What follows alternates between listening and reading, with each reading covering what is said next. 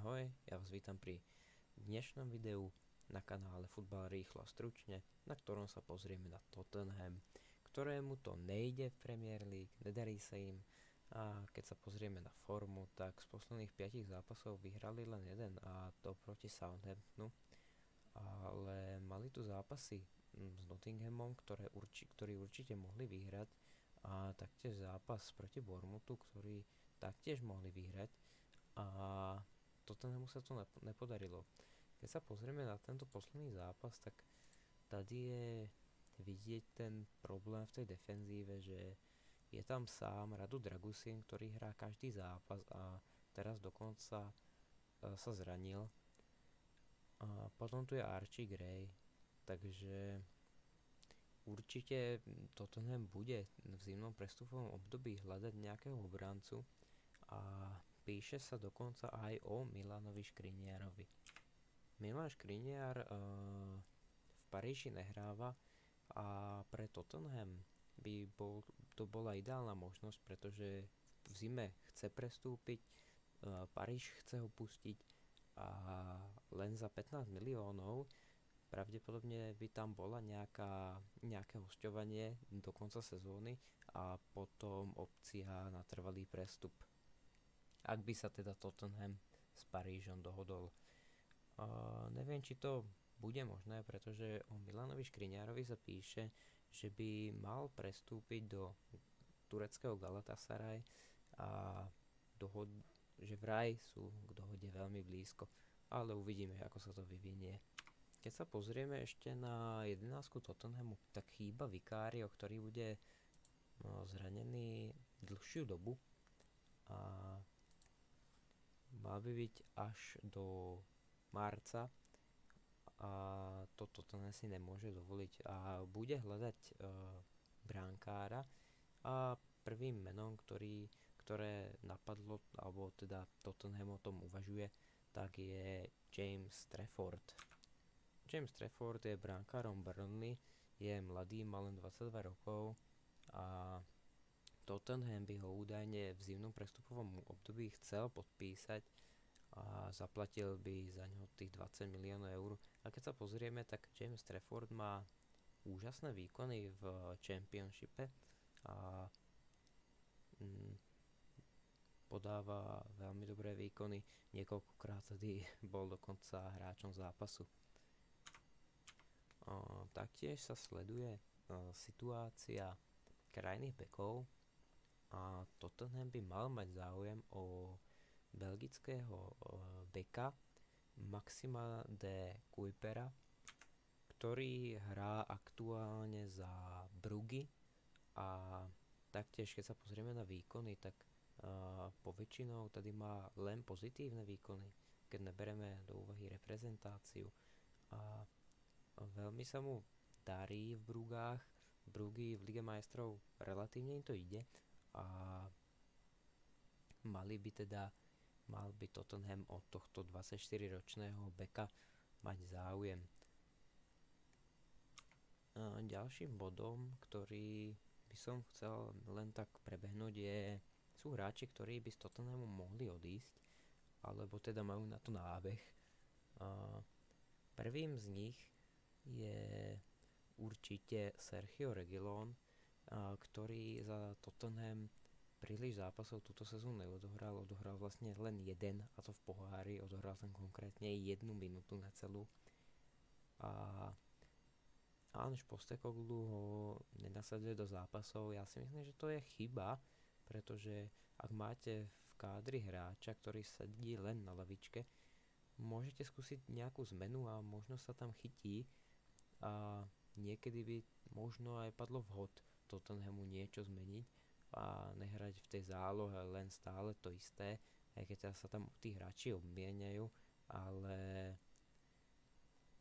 myslím si, že Sergio Reguilón by tam priniesol niečo nové, alebo teda nové. On už v Tottenhame hrával, ale priniesol by tam niečo iné a možno by sa to trénerovi Tottenhamu zapáčilo a Sergio Reguilón by hral častejšie. Druhým hráčom, ktorý by mohol opustiť Tottenham, je útočník Richarlison, ktorý v tejto sezóne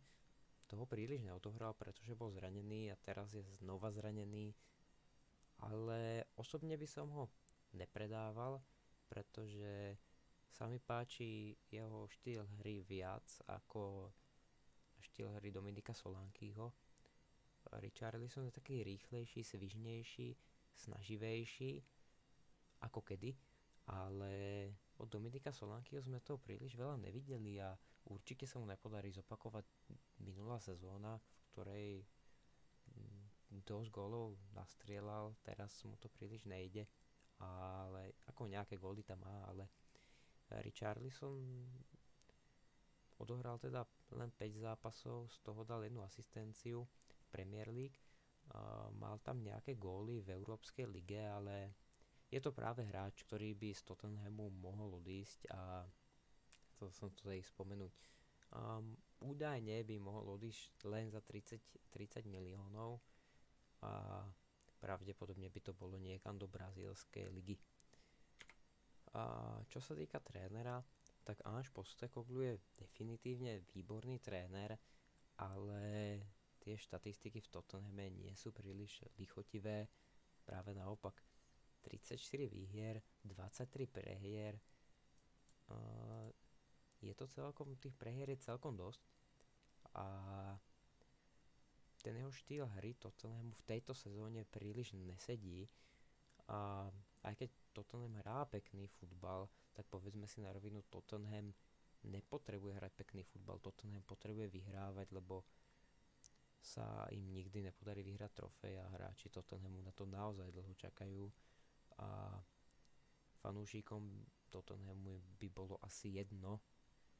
či hrá ich tým pekný futbal alebo nie, keď nezískali ešte žiadnu trofej a patrilo by sa už nejakú trofej získať. A preto ak by Ange Postecoglou na pozícii hlavného trénera Tottenhamu nevydržal, tak najlepším riešením, aj keď je to nepopulárny názor, by bol podľa mňa Gareth Southgate. Štýl hry Garetha Southgatea je veľmi špecifický, aj keď sa na to nepozerá dobre, je to škaredý futbal, ale Gareth Southgate vie doručiť tie výsledky a síce to sú také zlepené víťazstvá, ale Tottenham nepotrebuje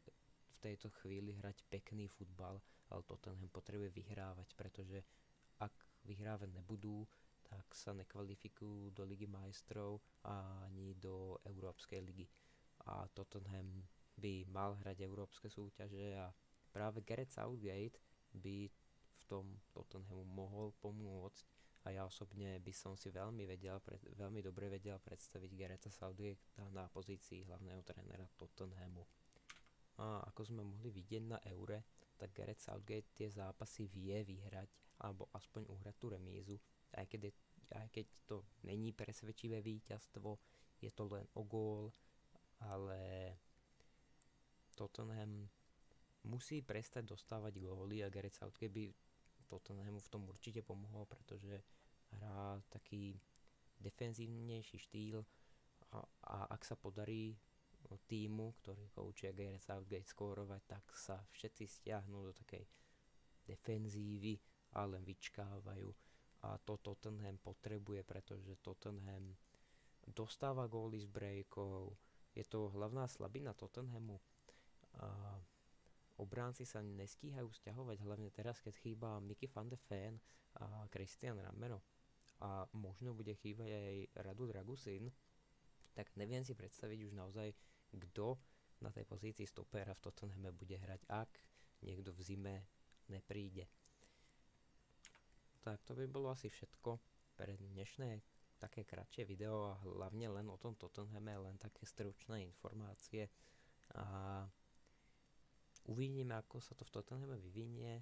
a ja vám ďakujem za zhliadnutie a prajem vám pekný zvyšok dňa.